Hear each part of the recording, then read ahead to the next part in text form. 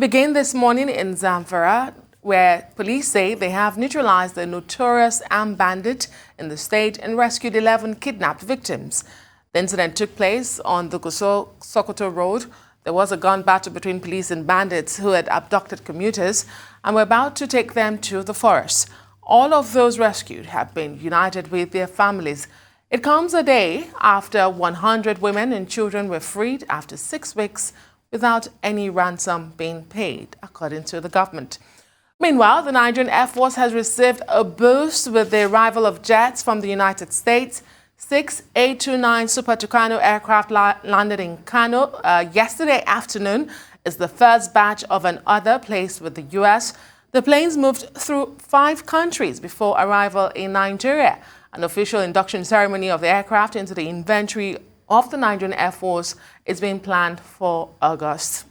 On the one hand, terrible news, but thankfully the forces were able to repel that abduction and the people have been reunited with their families. We commend the troops. And on the other hand, super great news for me personally. I've been excited about the Super Tucanos arriving. They finally did after they had sojourned through 5 countries to get here.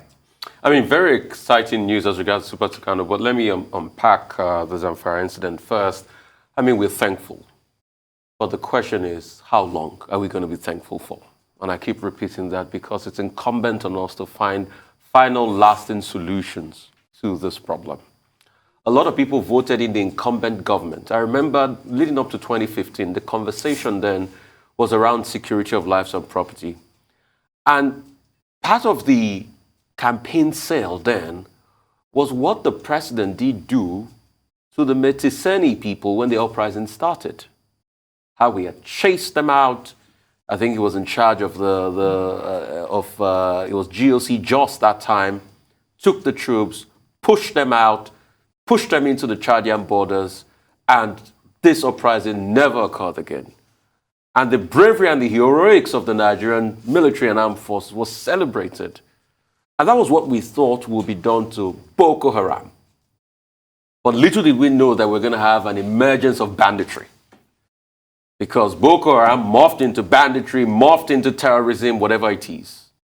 So congratulations to the troops. We want many more efforts like this. But how long are we going to keep repelling? We should be reactive.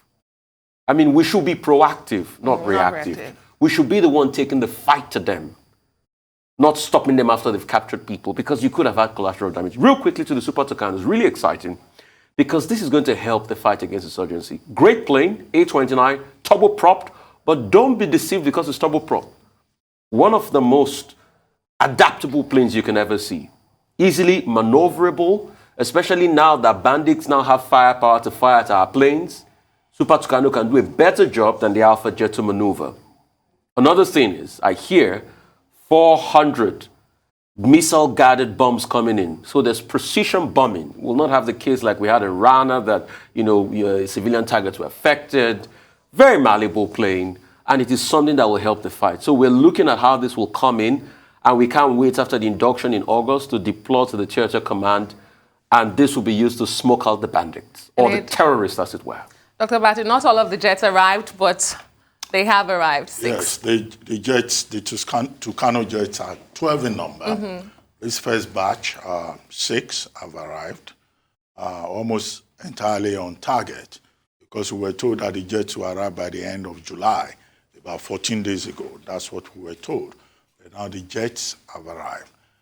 2 things. The first is the fact that you recall that under the Jonathan administration, under President Clinton, it was very difficult to get military hardware from the United States because the United States was accusing Nigeria, we argued at the time wrongly, of human rights abuses. So it was a very difficult situation.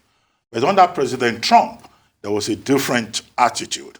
President Trump was willing to provide, military hardware to Nigeria. And it was on the basis of that that in 2018, after a series of meetings, there was that agreement between President Buhari and President Biden. And Nigeria paid about $489 million for 12 Tucano jets, 6 of which have now arrived. Nigeria is also expecting a number of jets, I think J-17 jets from Pakistan. All of this in an effort to boost air power and increase the capacity of the Nigerian Air Force to be able to check banditry terrorism in the Northeast. Another leg of it is that we've been told that there are about 200 officers of the Nigerian force who are in different places in the world who are trying to acquire skills, training about how to handle, these jets. And I think that that is important. But there is a leg of it that I don't think anybody has talked about. Yeah, training is important, the acquisition is important, but how about maintenance? Because maintenance is also, an important part of this. So if they are not thinking about that, I think it's about time we began to prepare for that. Okay, we don't know the total number of what we have in our fleet, but it is good to see an attempt to strengthen that fleet. But the challenge, however, as we have seen in the recent case of Flight Lieutenant Abayomi Dairo and the kind of reports that came out, is that the bandits in the northeastern flank and the northwestern flank, they seem to have acquired additional capacity, what they call MIGMs, what they call ground-to-air missiles. So in the face of the increased capacity of the terrorists and bandits in the theater of operation, what much difference would the Tucano jets make? Because if the expectation is that they will make a difference, okay, if the terrorists have gone ahead of the Nigerian government, because all of this was in the public domain, could it be that they acquired additional capacity ahead of the Nigerian authorities to be able to pull down any Tucano jet that goes up there? And it is not every flight lieutenant or fighter pilot that will be as lucky, or as ingenuous, as creative, as alert as Flight Lieutenant Abayomi Dairo. That is our fear. But of course, it is normal to be excited that capacity is being improved. As for the other case of bandits being intercepted and persons being freed without the payment of ransom, well, those things come like episodes. It shouldn't be an episodic thing that the Nigerian security agencies are able to save people or free them. At all times, every Nigerian must be safe, whether they are in Zamfara or they are in any other part of the country. Yes, I understand the excitement, we have rescued people, and the military agencies are always very eager to say, we have achieved this success.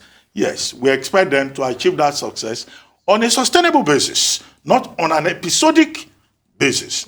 And that is why, increased capacity, training, improved welfare, will probably help a lot. But clearly, this is one instance in which we can say something positive about the Trump administration.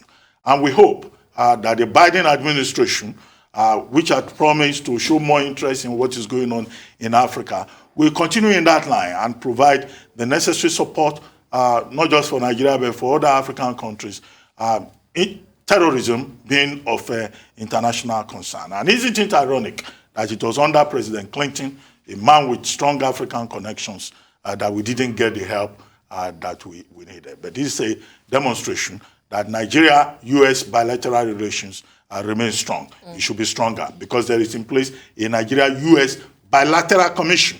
And one of the issues that that commission addresses is, of course, security and defense cooperation. Well, that's all on the news headlines.